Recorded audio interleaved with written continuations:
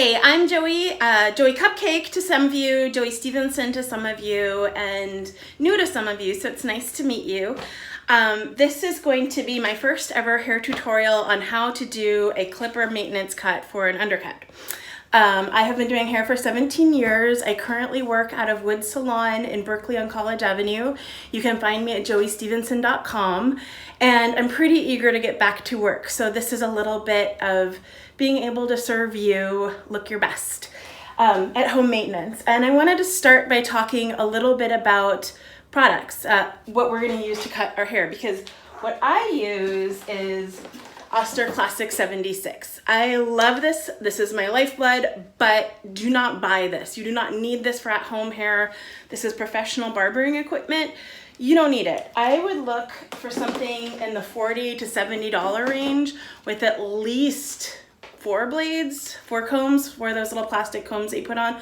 There's no reason to get anything fancy. This is a temporary solution. So yeah, I wouldn't spend big bucks on this. My girlfriend had this from before she met me. It is a wall adjustable clipper, sufficient, great. It has this little color key on it for I think a lot of the blades, and it also has a little arm lever on it. The arm lever usually adds a half. So say you get blades that are labeled like 1, 2, 3, 4, that would be great. And then this would be like 1.5. You know, like you turn it and you get a little bit more length cut off. So you have like 1, 1.5, 2, 2.5. But all of the blades are labeled a little differently as far as numbers. So some of the clipper combs or blades, the numbers will be like 0, 1, 2, 3. And some of them will be by how much of an inch it is. So a 0 blade, 0, 0, 0 is like bald 0. And then a 0 blade is 1/16 of an inch, a 1 blade is 1/8 of an inch, a 2 blade is 1/4 of an inch, a 3 blade is a 1/2 inch. 3 is pretty long. Like, I mean, it's like a lot of people, if you just want to get it clean, you just like number 2 the sides. It looks solid. I feel like it's sort of the macaroni and cheese of blades.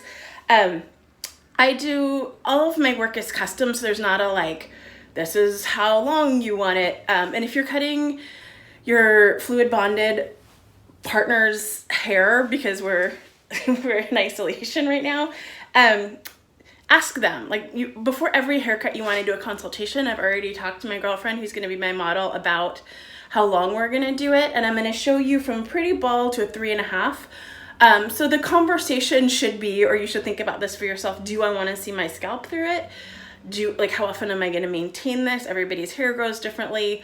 A 1 on the bottom, if somebody's hair is pretty fine, can look pretty bald. A 3.5 can look like a lot of hair if somebody has a dense hair. So if you want to do a bald fade and somebody's got pretty fine hair, you could even just go to a 1 and kind of like taper it in a little bit. So I hope that answers your questions about equipment. I like Oster, I like Wall brand. You know, it doesn't matter kind of what brand you get. Don't get $20 clippers. And some of the plastic blades do come off, like you'll put the plastic comb on. Keep your thumb on the comb, because before I went to beauty school, I learned this the hard way. I shouldn't tell you, but I cut my friend Libby Robinson's hair, and the comb came off and it was like zoop, and suddenly you have this like bald spot. Unfortunately, she was very forgiving and drew a little smiley face in the bald spot, but you know, you want to keep your thumb on it. I have learned my lesson. And so yeah, I'm looking forward to getting some photos of what you learn in this class, and we'll bring out my model. Hi, we're back. This is my partner Pike, who has volunteered to be the Undercut clipper model. And Pike is not feeling super great, so she's being wonderful in letting me do this. And let me turn Pike a little bit. We just cut her hair about 2 weeks ago, and she has really, really fine hair. And we did an undercut. Was it to the skin? I can't remember. No. It was like a little bit of hair, how she likes it. And so this is about 2 weeks out. She doesn't necessarily, I would say, need another cut right now, but we're working with what we got. We couldn't wait a week to film this. So we're going to do a little bit. You want a little bit of hair? Sure. Okay. Yes, please. And then do you want me to carve out the part? Yeah. And do you want me to trim a little bit off the top? No. Okay. Yeah, I think it looks fine right now. Yeah. Okay, cool. Well, we're going out a lot, so. We're pretty busy people, and we also have a almost 3-year-old asleep and a baby monitor out here, so we're winging it. This is the most punk rock thing we've done in a while. All right. Okay, so let's talk about head shape. With the undercut, I'm assuming that you may just want to do the nape of your neck to clean up any sort of short cut or fade. Undercut, I wouldn't necessarily buy yourself first time cutting hair cut in an undercut with that hard line of disconnection in the sides. It's a little bit challenging, but how I look at the head, your head's a sphere. And so your head has a bunch of different planes on it. You've got the 2 sides that are parallel to the walls, and then you've got the top, which is parallel to the ground. And if you put your hands in a square here, usually in that, where that square would meet right there, that corner, is where I would cut the undercut. And if Pike can tuck her head forward, the top of the head should look like a horseshoe. So you're gonna clip all this up. You've got a horseshoe shape right here. And if she looks up, it should go somewhere around the recession. Everybody has a little recession right there. Somewhere around the recession. Some people like the undercut to be a lot lower. Those are the kind of like boy band K-pop undercuts. They're cute too. I mean, I love them, but it just means you have more hair on the top. So with Pike's hair, I've really gone with that corner. You get the corner, you cut your shape in right there. So I'm going to clip Pike's hair up with these little, what are they called, alligator clips. You could use hair bands, chip clips. If you do use chip clips, please send a photo in the DM. But really just to get the hair away. And you want, the most important thing I think about this whole thing is your sectioning. An important part of any haircut is your sectioning. But you really want to get, if you turn your head to the side, a strong line of what's short and what's long before you start. You're setting the whole cut up. Okay, so we're gonna put these in both sides.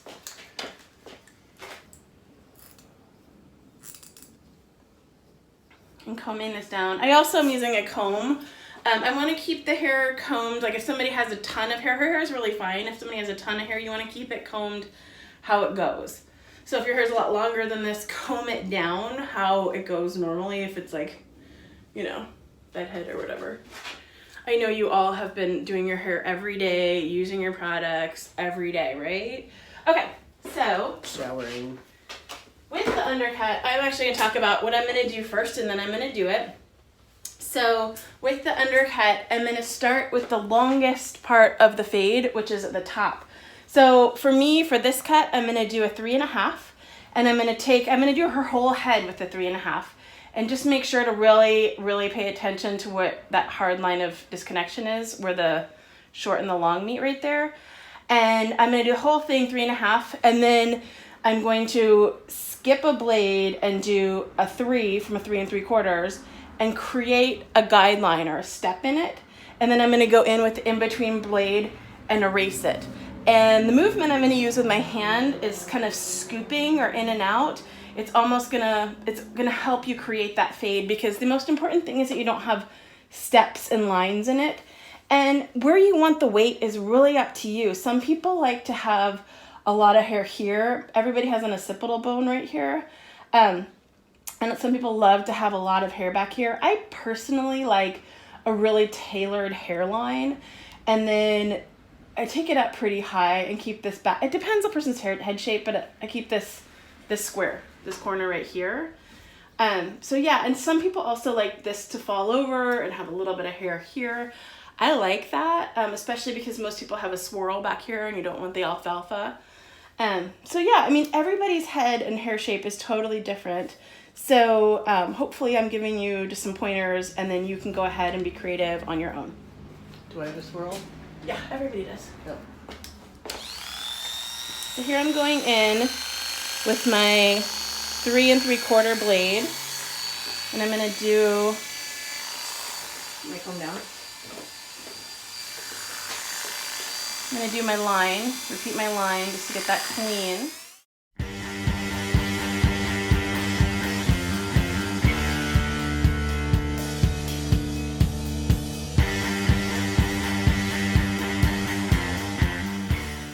Okay, So you may have noticed with your clipper that you've gotten that there's some blades or combs that have an angle, and they'll be like right ear, left ear, and they're kind of slanted. I honestly don't worry about that. I think that makes things really confusing as to how to use it, because as you saw, ears bend and you can just move people's ears and it doesn't hurt them. So there's really no reason, I don't think there's a reason for those blades. Okay, so now I am skipping. We did a 3.5. Her hair hasn't grown that much, so not a lot of hair came off. I'm skipping from the 3.5. I'm actually gonna jump to a 2, and I'm gonna take it about where this line is. There's no magic place to put it. You do you, but yeah, I'm gonna put it about her indent right here, and I'm gonna do everything with a number 2, and it's gonna create a little line. It's called a guideline, or a little bit that looks like a step, and then I have a blade in between that's going to go ahead and erase that step. So I'm kind of like skipping one, doing my longest, skipping a blade, going up to a point, and for the line I'm going to take it around and dip it a little bit in the back, just a little. Some people like it straight across. Barbers, traditional barbers, always go way down in the back. Really up to you.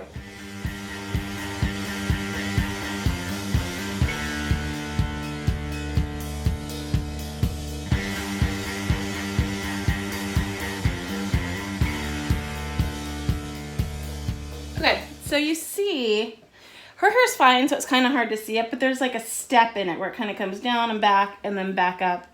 And so now what I want to go ahead and do is just take I used a 3 3/4, so I'm going to take a 3.5 blade. You figure out what blades work for you. This is just what I have here. But say you did a 3 and then you did a 2.5, then you'd go back with 2 3/4 or whatever in between blade you have that you're using, and just erase the line with short upward movement. And you may have also noticed that when I got to the nape of the neck, I asked her to put her head forward. Keep your head forward. It creates a smooth surface here. Some people have wrinkles back here. Some people have little, everybody's hair is different. So yeah, you figure out the best for how you're gonna do it. All right.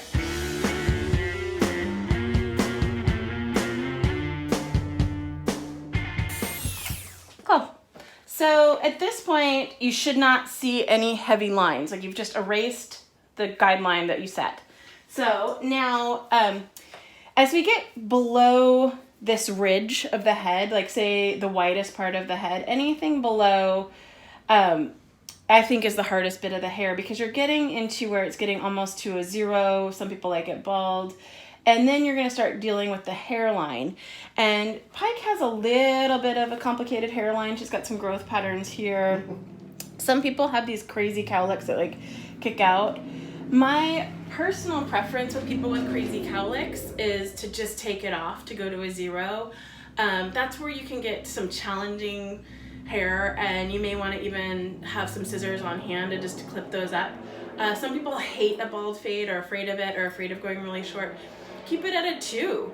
And also, if you're doing your own hair, sometimes if this is your first time, just put a 2 blade on and go against your hairline and keep with those little scoops, and you'll be fine. So going back, now this is all a number 2. Some people can stop here. This is great. I'm going to taper her hairline to a 1 and just clean up these little baby hairs with it.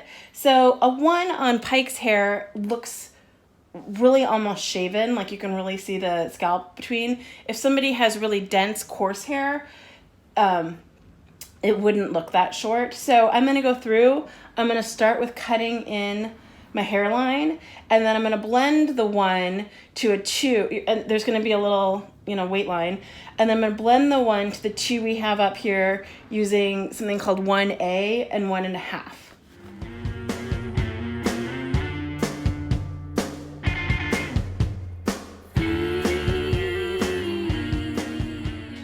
Here we go with the 1 blade.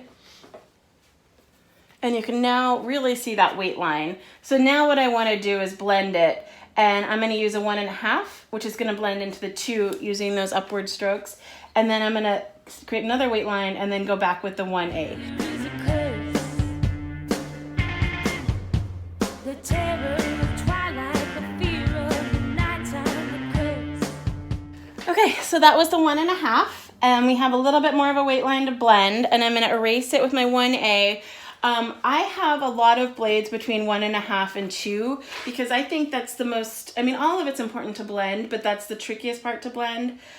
For you, sometimes clippers will have like a knob on the side, and you can do from like 1.5 to a 2 or whatever. You got to read the directions on your clippers, but the more options you have, the easier doing a fade is, the more lengths.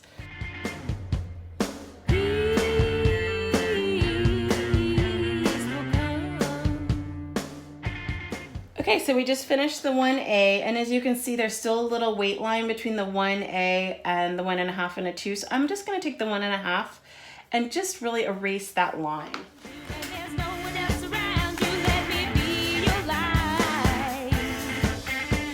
So we're done with our fade.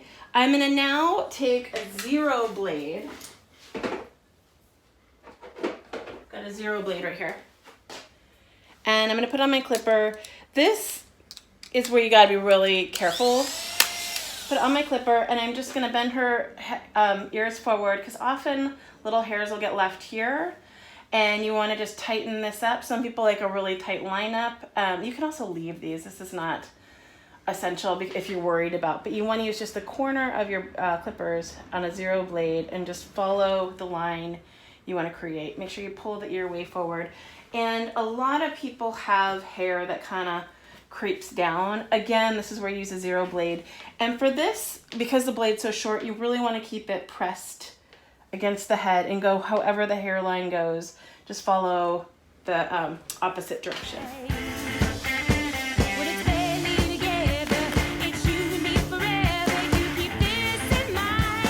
I'm finishing up, and I'm noticing there's a little bit of a weight line right here. And that's where we switched from the 2 to a 1.5. So I'm gonna go back and take my 1.5 blade and just erase that weight line. This is just finishing.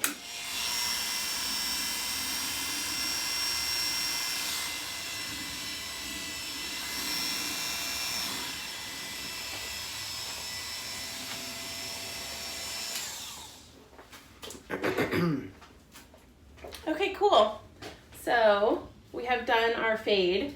With the back of the horseshoe, this section right here, because she didn't want to trim on the top, I'm not really going to touch this too much.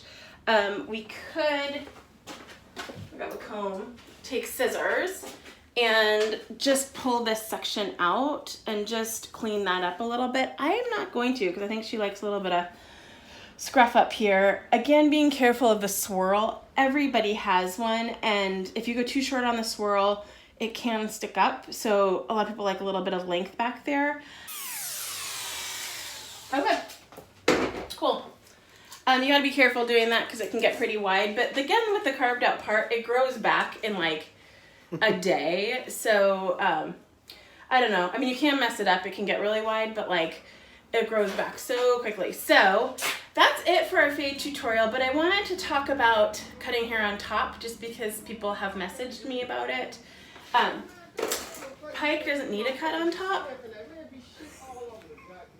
We have neighbors walking by. Okay, so how I would do it is I would wet her hair down and then section it out. Tip your head forward for a second. So section it out this way, like across this way, so you get these sections, and do, I would say like 1-inch sections across, and pull it straight up. So this chair is a little high, but pull it straight up.